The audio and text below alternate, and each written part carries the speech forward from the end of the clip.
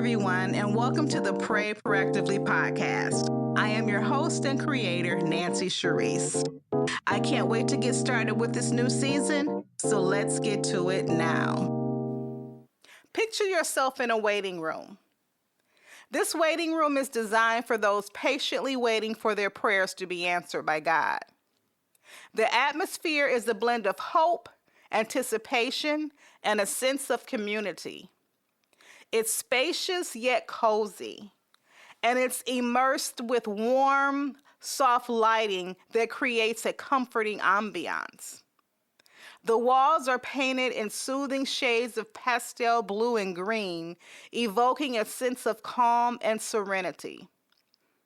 The pictures on the wall spell out framed quotes from scripture, such as, "Be still and know that I am God," and "For I know the plans that I have for you."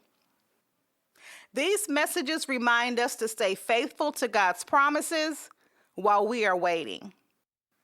There are beautiful pictures of landscapes, majestic mountains, tranquil lakes, and lush forests that are shown in large, serene paintings. And these images symbolize peace and the beauty of creation, inviting contemplation and reflection. You see huge portraits of people from various backgrounds, nationalities, faiths, and ages praying together. These portraits are hung on the walls, and each image captures moments of devotion and connection, illustrating the universal experience of seeking God's guidance, showing that we may not all look alike, but we are all the same in God's eyes. The room is filled with a diverse group of individuals, each with their own stories and reasons for waiting. The overall atmosphere of the waiting room is one of solidarity and support. This is a no judgment zone where we are all cheering for and supporting each other. Soft instrumental music plays in the background, adding to the tranquil environment. The occasional sound of rustling paper and quiet whispers fills the air, sprinkled with moments of silent prayer. In this waiting room, while the individuals are waiting for their prayers to be answered, there is a profound sense of connection to one another and to God. A shared understanding that waiting is a part of the journey of faith. We all find ourselves in the waiting room at some stage, whether we're waiting for a job opportunity, healing from an illness, the restoration of a relationship, or answers to our prayers. It can be challenging and often frustrating, but I want to remind you today that within waiting lies the incredible potential of mustard seed faith. Let's begin by acknowledging the reality of waiting. In our fast-paced world, we are accustomed to immediate results.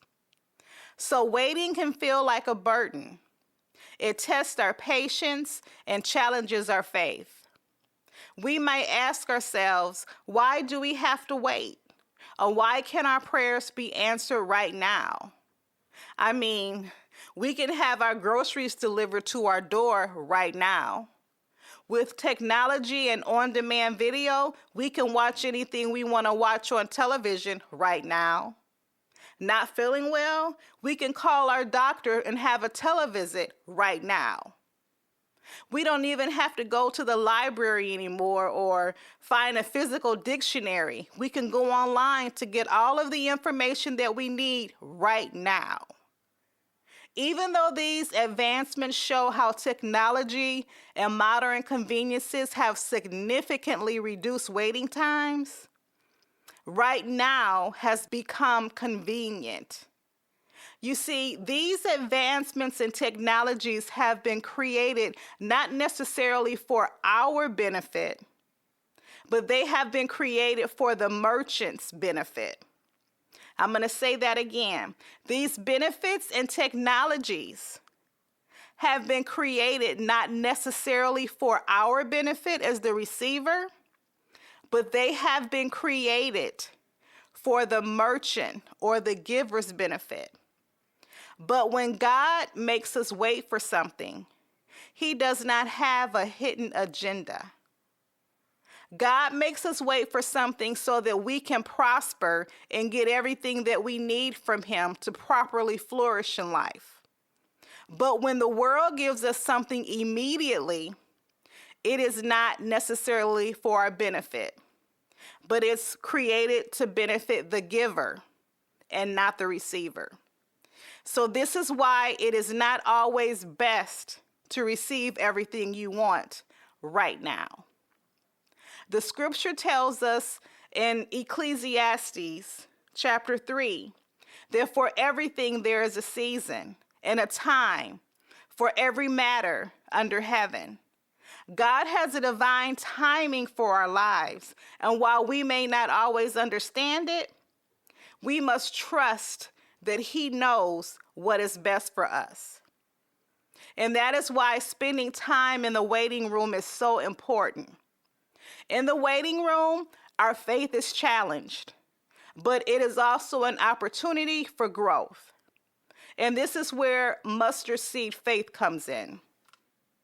Matthew chapter 17 says, if we have faith as small as a mustard seed, we can move mountains. This powerful metaphor reminds us that even the tiniest amount of genuine faith can produce remarkable results. Mustard seed faith is about trusting God's plan, even when we can't see it. It invites us to surrender our timeline and expectations to God, believing that He is working in ways we cannot yet understand. When we wait with mustard seed faith, we open ourselves up to the possibility of God's miraculous intervention. We often, without thinking, put our faith and trust more in people and things than we put our faith and trust in God. God's promises are greater than man's guarantee. People can't always stand by their promises because people will turn on you and change their mind about you overnight, and you won't even know why or what happened. But God will always be there covering us, protecting us, directing us, and loving us. God promises us that He will never leave nor forsake us. He also has a promise to trust in the Lord with all thine heart and lean not to your own understanding, and in all your ways submit to Him, and He will direct your path. He also says, for I know the plans that I have for you, plans to prosper you and not harm you, plans to give you hope and a future. We have to be so very careful not to put so much faith in the world. Like I said before, we do it every day without even thinking about it. Just think. We put our faith in our weekly paycheck and start spending money before it is even deposited into the bank account. We get paid on Friday, and we already spent half the paycheck before Wednesday comes. We put faith into our vehicles. We know we have to be somewhere by a specific time, and we wait till the last minute to leave the house, having faith and trusting that the car is going to start when we get outside so that we can get there in time.